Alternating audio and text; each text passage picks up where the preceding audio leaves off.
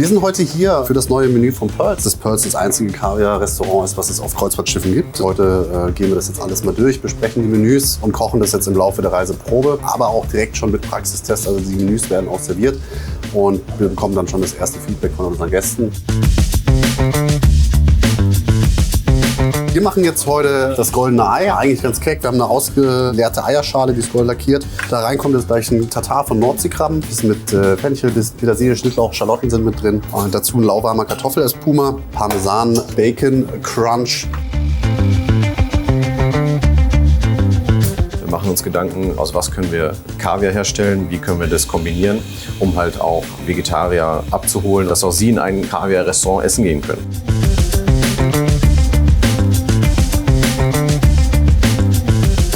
Wir betreuen die Flotte von Hapag-Lloyd Cruises, entwickeln die kulinarischen Konzepte, Weiterentwicklung von den Menüzyklen. Alles, was die Kulinarik betrifft, geht letzten Endes einmal über unseren Schreibtisch. Entweder schauen Timon und ich, auf welchem Schiff gerade wieder etwas modernisiert werden müsste, oder wir kriegen einen Auftrag von Hapag-Lloyd Cruises, dann setzen wir uns hin, wir entwickeln was.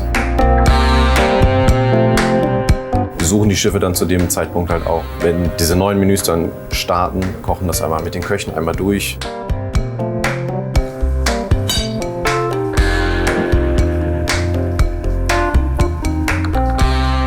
Konsistenz finde ich schön, cremig, lecker. Passt, ja. Ich habe angefangen meine Lehre mit 15. Danach folgten die typischen Wanderjahre eines Kochs. Ich war in Österreich, ich war in der Schweiz, viel in Gstaad, viel in Davos. Dann hat es mich 2013 das erste Mal auf die Schiffe gezogen, hier damals auf der Europa und der alten Hanseatic. Bin 2 Jährchen hier mitgefahren und bin dann 2019 wieder zurückgekommen zur Flotte als Küchenchef damals für die Europa und Europa 2. Und seit Beginn 2022 habe ich diese Position. Ich habe auch eine ganz klassische Kochausbildung gemacht, habe mich dann auch in die Sternegastronomie verirrt, habe auf Fuerteventura gearbeitet in Spanien, habe 2018 auf der Europa 2 angefangen zu arbeiten. Ich habe mich in die See verliebt und ich bin immer noch dabei. Bin ja seit 2024 als Corporate Chef für Hapag-Lloyd Cruises tätig.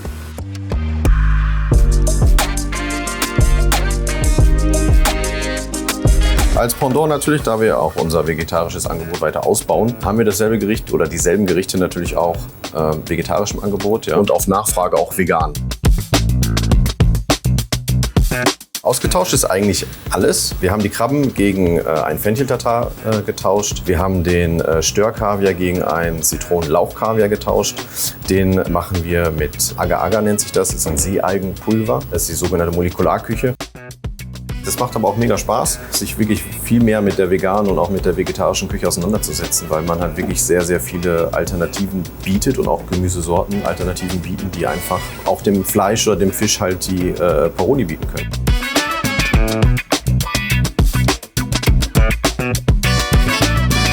Die Logistik, die dahinter steckt, ist immens. Wir sind natürlich jetzt heute hier in Hamburg. Die Versorgungswege hier sind sehr kurz. Ansonsten sind wir natürlich weltweit unterwegs und dementsprechend sind die Versorgungswege lang. Das ist ja auch unsere Herausforderung, den Gast jeden Tag, auf egal welchem Schiff, immer dasselbe zu bieten und auch die Qualität zu bieten und auch die Ware zu bieten. Moin! So, moin Karl! Hi! Hey, Hi, grüß dich!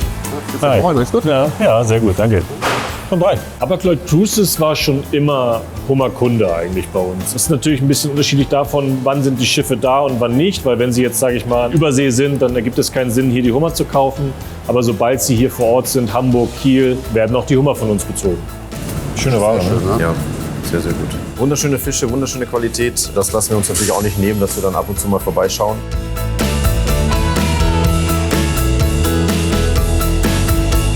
Ich finde es super, überhaupt diese Mühe, die sie sich machen, dann auch mal herzukommen und generell überhaupt diesen Austausch zu machen, wenn man bedenkt, was für eine riesige Vielfalt an Produkten die ja eigentlich haben und dann doch noch mal so einen Fokus auf eine Sache wie Fisch dann noch mal legen.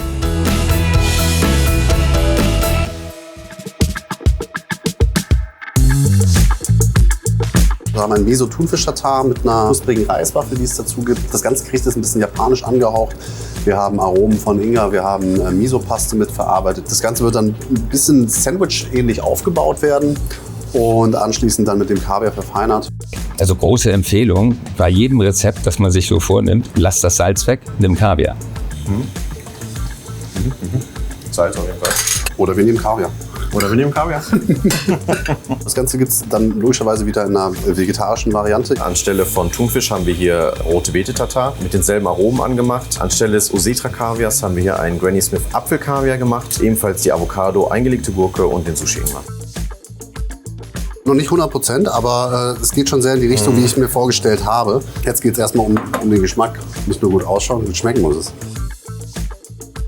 Wir gehen natürlich jetzt nochmal mit dem vegetarischen und veganen Kaviar auch nochmal proaktiv da rein, um eben auch die Gäste mit abzuholen. Und das macht es, glaube ich, ganz besonders, das Erlebnis zu haben, auch ohne Fisch und Fleisch und Kaviar. Wir sind jetzt in der Patisserie angekommen, beim Dessert. Wir haben hier einmal eine dunkle Schokoladenmousse mit Whisky und Meersalz. Einmal die Schokoladenmousse im Riegel eingesetzt. Dann haben wir ein schönes Goldspray. Das ist jetzt für unser Europa-Restaurant, also das Hauptrestaurant. Ich mag die Patisserie sehr gerne. Das Gute in der Patisserie ist, man kann sich da wirklich austoben, auch seine Kreativität sehr, sehr viel freien Lauf lassen. Ich bin gerne Koch, weil ich sehr, sehr leidenschaftlich gerne koche. Es ist nicht nur ein Beruf, es ist ein Leben, es gehört dazu, sich mit den Produkten auseinanderzusetzen, gerade auch im Schiffsbereich.